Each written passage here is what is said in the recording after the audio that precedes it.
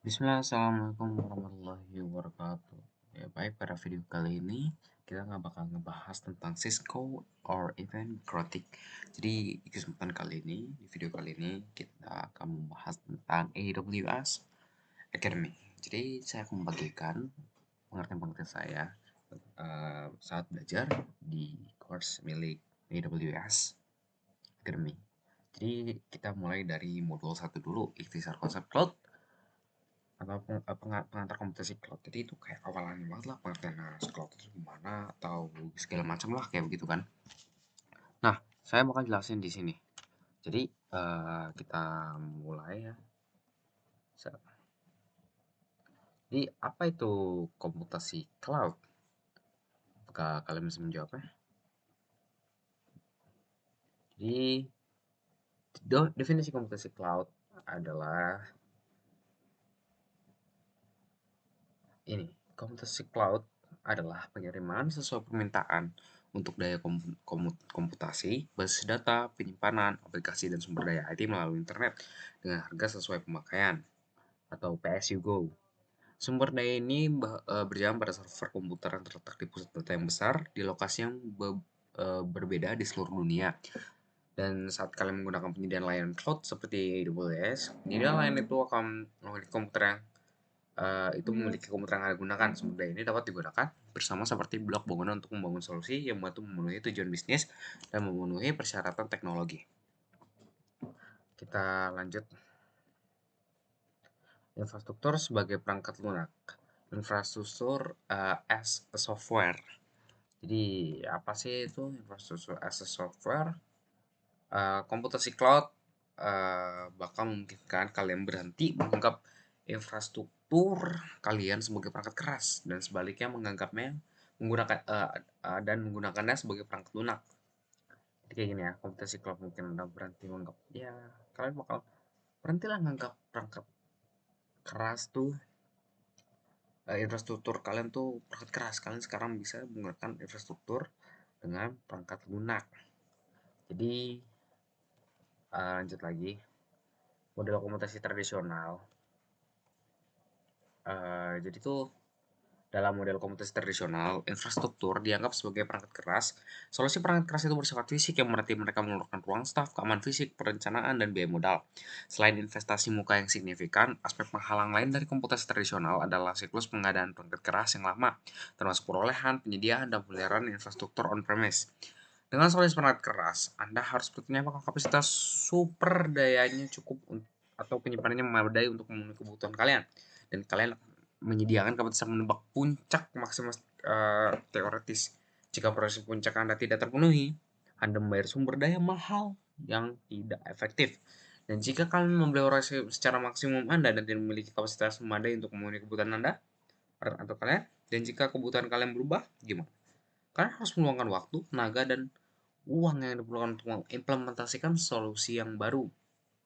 Misalnya, jika kalian ingin menyediakan situs web yang baru, kalian perlu membeli perangkat keras, rak, menumpuknya, masukkannya ke pusat data, dan kemudian kalian mengelolanya, memintanya orang lain mengelolanya. Caranya ini mahal, memakan waktu.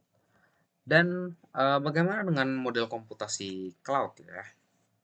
Jadi sebaliknya, komputasi cloud pun memungkinkan kalian menganggap infrastruktur kalian sebagai perangkat lunak. Solusi perangkat lunak bersifat fleksibel, kalian dapat memilih layanan cloud paling sesuai dengan kebutuhan, menyediakan dan membatangkan sumber daya kalian sesuai permintaan, dan bayar apa yang kalian gunakan. Kalian dapat menaikkan atau menurunkan skala sumber daya secara elastis dan otomatis. Dengan model komputasi cloud, kalian dapat memperlakukan sumber daya sebagai sementara dan sekali pakai. Fleksibilitas yang ditawarkan komputasi cloud memiliki bisnis yang mengimplementasikan solusi baru dengan cepat dan dengan biaya di muka yang rendah. Dibandingkan dengan solusi perangkat keras, solusi perangkat lunak dapat berubah jauh lebih cepat, mudah, dan hemat biaya. Komputasi cloud membantu kalian para developer dan departemen IT department menghindari pekerjaan yang tidak diferensiasi seperti pengadaan, pemeliharaan, perencanaan kapasitas, karena mereka fokus pada hal-hal yang penting aja.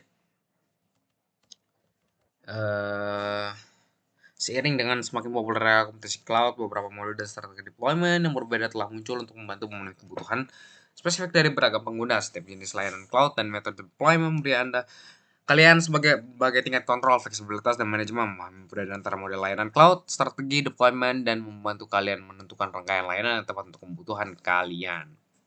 Lanjut. Model layanan cloud. Jadi ada 3 ya guys. Layanan cloud utama, setiap model memiliki bagian yang berbeda dari tumpukan komputasi cloud, memberikan kalian tingkat kontrol yang berbeda atas sumber daya IT kalian. Yang pertama, IaaS, Infrastructure as a Service. Layanan dalam kategori ini adalah blok bangunan dasar untuk IT Cloud dan biasanya menyediakan akses ke fitur jaringan, komputer, atau virtual atau pada perangkat keras khusus dan ruang penyimpanan data.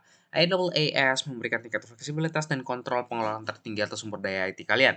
Ini adalah hal yang paling mirip dengan sumber daya IT yang banyak dikenal oleh departemen dan developer IT saat ini. Yang kedua adalah Platform as a Service atau PaaS. Layanan dalam kategori ini menghilangkan kebutuhan original untuk mengelola infrastruktur dasarnya, biasanya perangkat keras dan sistem operasinya aja, serta memungkinkan kalian untuk fokus pada deployment dan pengelolaan aplikasi kalian. Dan yang terakhir ada Software as a Service or SaaS. Layanan dalam kategori ini memberikan Anda produk lengkap yang dijalankan dan dikelola oleh penyedia layanan. Dalam kebanyakan kasus, software as a service mengacu pada aplikasi penggunaan akhir aja. Dengan penawaran SaaS, kalian tidak perlu memikirkan cara memelihara layanan atau cara mengelola infrastruktur dasar. Kalian hanya perlu memikirkan cara bagaimana Anda berencana untuk menggunakan perangkat lunak tersebut. Contoh umumnya aplikasi SaaS adalah email berbasis web yang kalian gunakan untuk mengirim email tanpa mengelola penambahan fitur produk email, untuk memelihara software dan sistem operasi tempat program email dijalankan. Lanjut lagi, ada model deployment komputasi cloud. Jadi ada 3, cloud, hybrid, dan on-premise atau cloud private server yang kalian miliki sendiri. Jadi apa sih bedanya? Kalau cloud ya, aplikasi berbasis cloud seperti yang diterapkan di cloud dan semua bagian aplikasi berjalan di cloud. Aplikasi cloud telah dibuat di cloud atau telah diimigrasikan infrastruktur yang ada mengambil manfaat komposisi cloud. Aplikasi berbasis cloud dapat dibangun pada bagian infrastruktur tingkat rendah atau data menggunakan layanan tingkat yang lebih tinggi, yang menyediakan pemisahan dari persyaratan manajemen, arsitektur, dan pengskalan infrastruktur inti. Dan apa pula hybrid? Oke, kita jelasin dulu lah. On-premise. Mendeploy sumber daya on-premise dengan menggunakan alat manajemen sumber daya dan virtualisasi kadang-kadang disebut cloud private. Deployment on-premise tidak memberikan banyak manfaat komputasi cloud. Deployment ini terkadang dicari karena kemampuannya untuk menyediakan sumber daya khusus. Dalam banyak kasus, model deployment ini sama seperti infrastruktur IT lama, tapi itu juga menggunakan manajemen aplikasi dan teknologi virtualisasi untuk meningkatkan performa sumber daya. Dan hybrid adalah keduanya. Deployment hybrid adalah cara untuk menghubungkan infrastruktur dan aplikasi antara sumber daya berbasis cloud dan sumber daya yang ada terletak di cloud. Metode deployment hybrid yang paling umum adalah antara cloud dan infrastruktur on-premise yang ada. Model ini memungkinkan organisasi untuk memperluas dan menumbuhkan infrastruktur mereka cloud sambil menghubungkan sumber daya cloud ke sistem internal. Lanjut.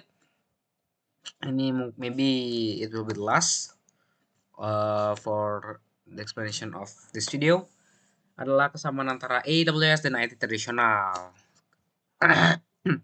Ada banyak kesamaan antara AWS dan ruang IT on-premise tradisional. Pertama, grup keamanan AWS, Access Control List Jaringan atau ACL jaringan, dan AWS Identity and Access Management or IAM mirip dengan firewall, Access Control List, ACL, dan administrator.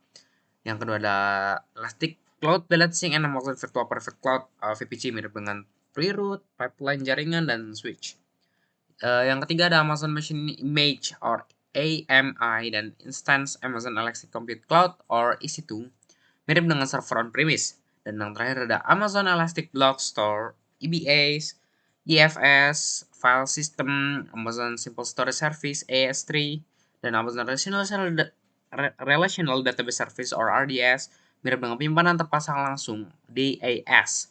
Jaringan area penyimpanan, SAN, penyimpanan terpasang jaringan, ANS, NAS, dan layanan manajemen basis data relasional, RDBMS.